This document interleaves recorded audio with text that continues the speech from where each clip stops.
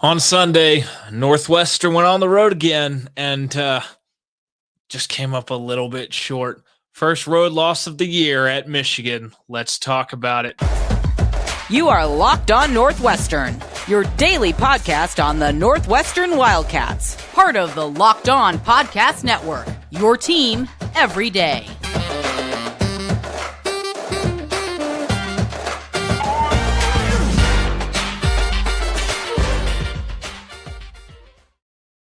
Hey, everybody, and welcome. This is Locked On Northwestern, part of the Locked On Podcast Network, your team every day. We appreciate you tuning in. We're available wherever you get podcasts, Apple Podcasts, Spotify, wherever you listen. We're also on YouTube. Just search Locked On Northwestern. You can find us there. Wherever you're listening, make sure you're subscribed and turn on notifications. You don't want to miss an episode. I'm your host, Carter Bird. And also, today's episode is brought to you by our friends at LinkedIn. LinkedIn Jobs helps you find the qualified candidates you want to talk to faster. Post your job for free at linkedin.com/lockedoncollege. That's linkedin.com/lockedoncollege to post your job for free. Terms and conditions apply. All right, let's jump into this. Northwestern on the road at Michigan. A game that, Northwestern just had a heartbreaking loss to Rutgers at home. This team had shown so much fight this year, 3-2 in conference play, 12-4 overall, really was playing good ball, even in for the majority of conference play. I think the only game that you can actually say that they didn't play well in was that Ohio State game, and really that was just the first half, one of the worst first halves we've seen all year. They went and got that road win at Michigan State. They got that road win at Indiana. They beat Illinois at home. Things were pretty good. You just suffer a tough loss to Rutgers, and you had to get refocused and reload as you go on the road to Michigan, a team that's got some athletes, some high-profile guys like Hunter Dickinson and people like that on this team. And, when the ball tipped, Northwestern I think it was another one of those kind of shock to the systems right off the bat. Michigan started so hot. They had such great ball movement to get great early looks. They were 5 for 11 from 3 in the first half. Dickinson was somewhat contained by Northwestern for the half. He had 4 points, 4 rebounds, 1 assist. Early, though, he kind of looked like he was about to get rolling and was going to have a huge game. But really kind of Northwestern did a decent job containing him in that first half. Northwestern started very slow, 4 of 14 from the field, got down 18-6 early, finished pretty hot to finish the second half, going 11 of 19 after that slow start. And Northwestern went small, and it worked, and it really worked. You would think with Michigan, with the size that they have, the size advantage, if Northwestern went small, they would just dominate the game down low, feed the big fellas down there, and go to work offensively. And it really wasn't that. That wasn't the case. You were impressed by Northwestern's ability to hang in there. Northwestern, despite playing small, kind of dominated the paint because, look, points in the paint, they won the first half 20-10 versus Michigan. That doesn't happen when you've got that size that Michigan does down low. They only got out-rebounded by 1. It really was an admirable performance in the first half by Northwestern. Robbie Barron was key in that run. He kind of went off until he had to sit with some foul trouble. He had 12 points on 5 of 6 from the field, 2 of 3 from 3. Nicholson, he got some easy buckets. It was that, combine that with Boo Buie doing what he does, getting into the paint. It was encouraging, despite going small, how Northwestern was able to hang in there. Michigan got to the line and hit all 8 free throws, while Northwestern only got to the line 4 times. They hit all 4 of theirs. So Michigan was able to kind of continue to stretch that lead with their 3-point shooting, with their free throw shooting.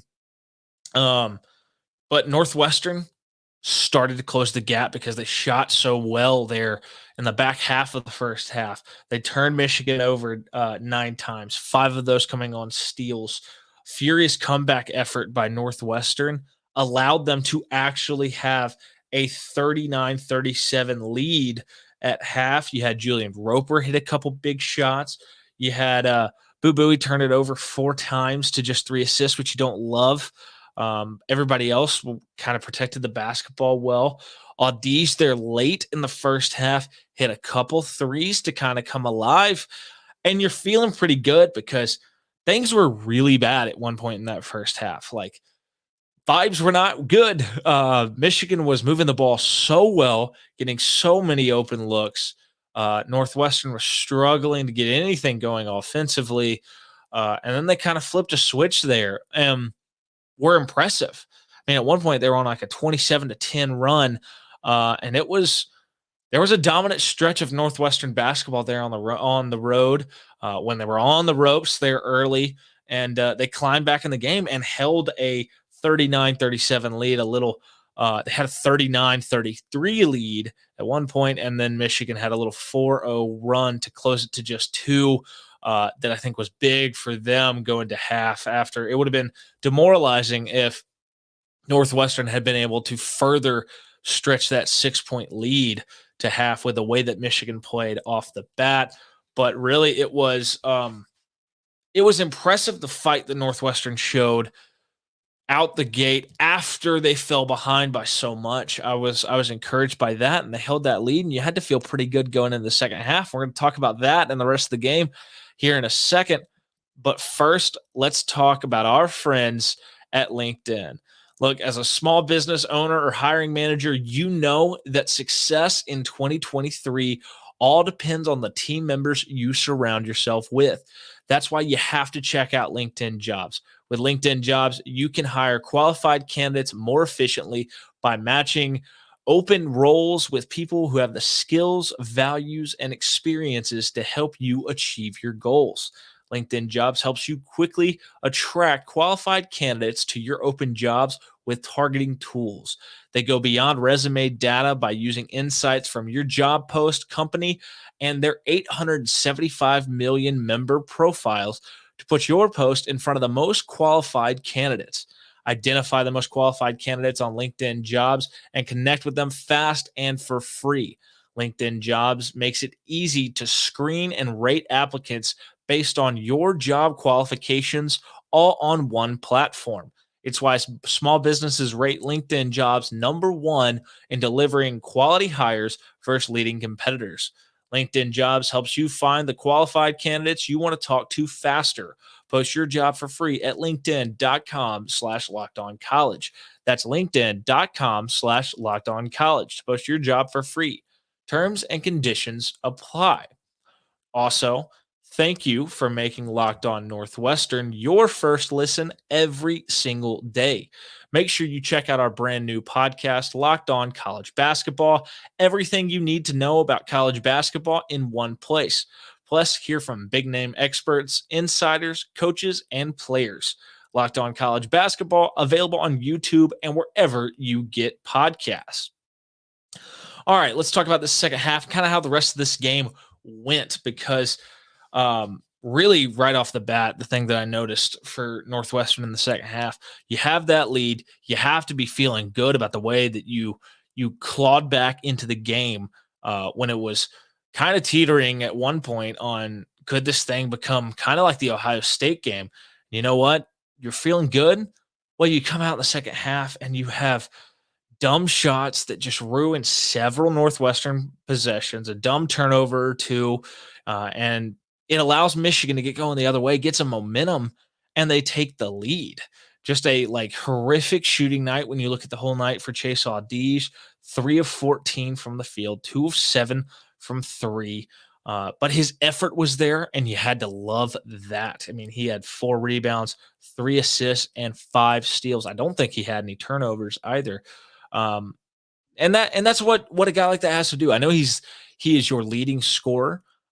He gets things done on the offensive end more nights than not. But when things don't go right, can you show an impact somewhere else on the stat sheet other than points and field goal percentage? And I think he did that. And I think that was encouraging.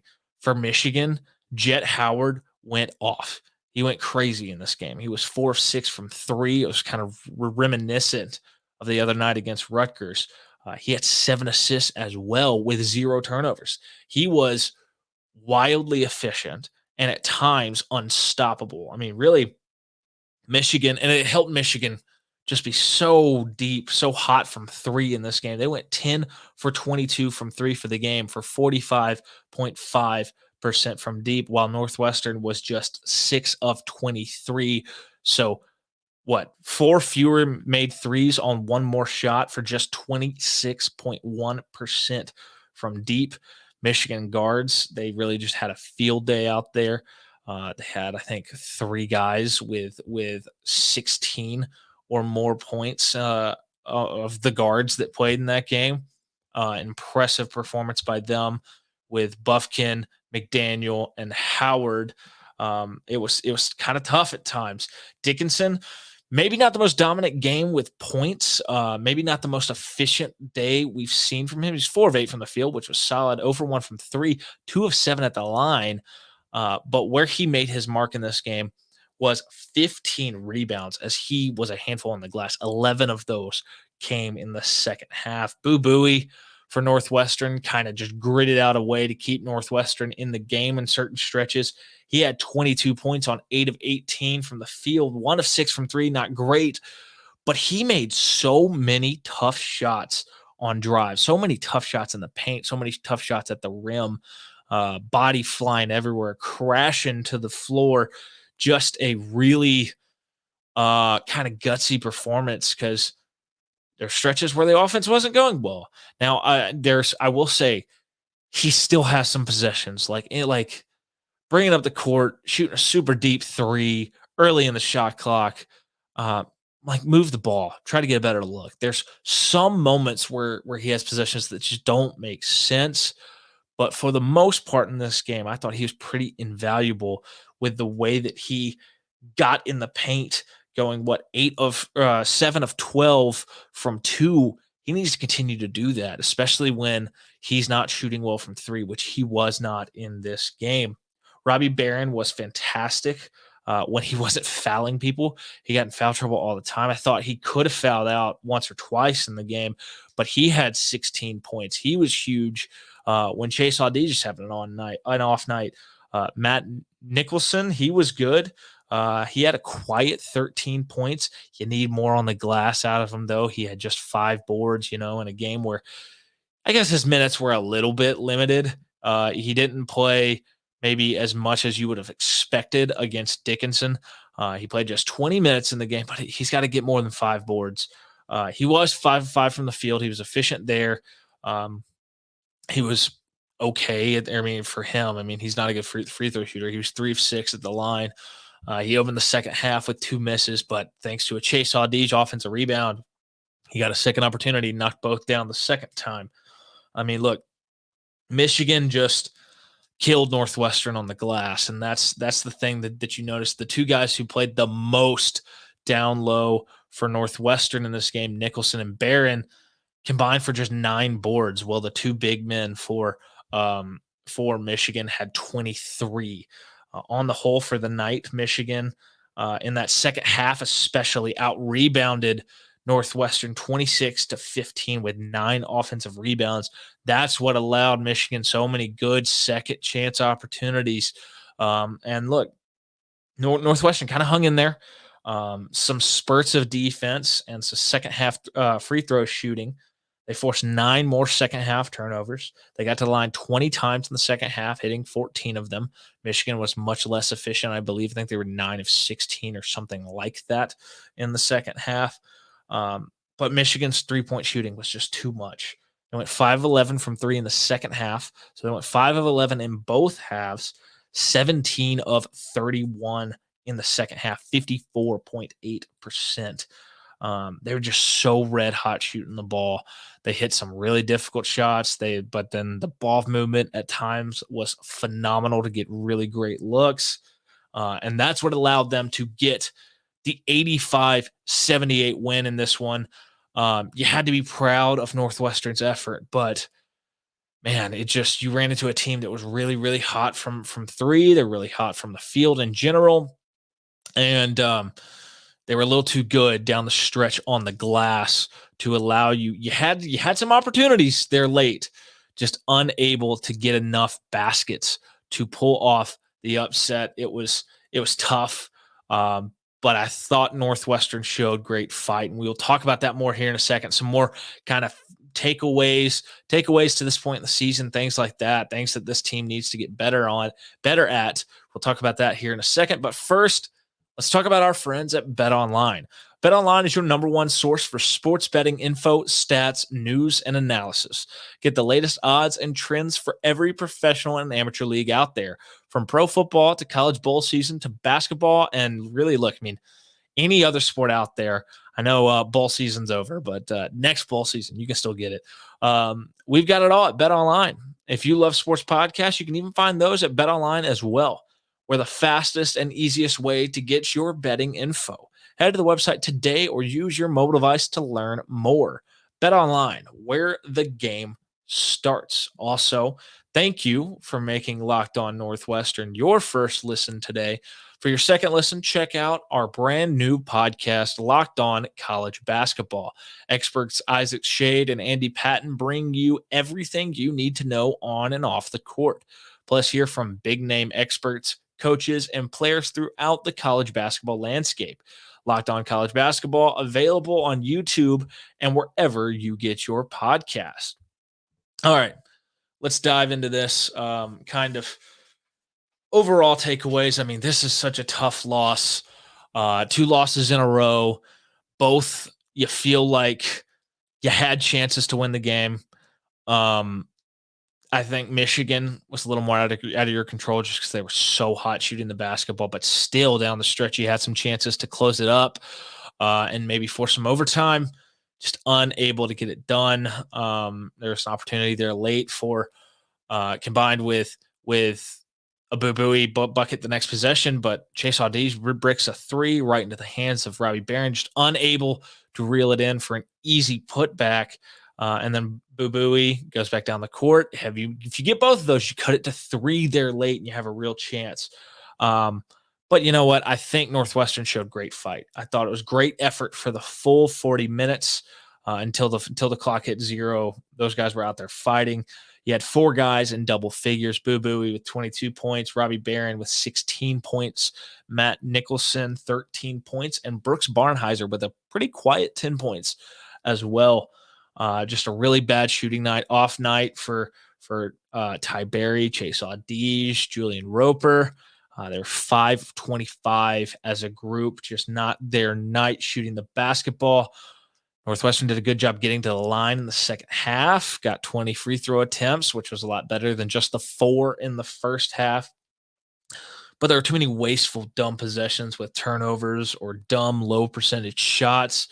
It allowed Michigan to build some momentum in the second half and climb back, get the lead, extend the lead. And, it kills momentum when you're out there, when you have 2 or 3 bad possessions in a row, when the other team is shooting at the clip that Michigan was. This team can't keep keep digging big holes, big deficits, and expect to win a lot of games. You're down 20-8 in the first half of this one, 18-6 as well. You were down 22-13 in the first half to Rutgers. In the second half, with 8:12 left, you were down 49-39 to Rutgers. Against Ohio State, you got down 34-8 in the first half. Against Auburn, right off the bat, 10-2 deficit in the first 7 minutes and 21 seconds. And then look, Pitt just blew you out of the building. They blew you out of the water, to be honest. But there's too many just crazy slow starts for this group. They got to start quicker. Especially there's a lot of early first half deficits that they're having to dig out of to win games or to try to win games.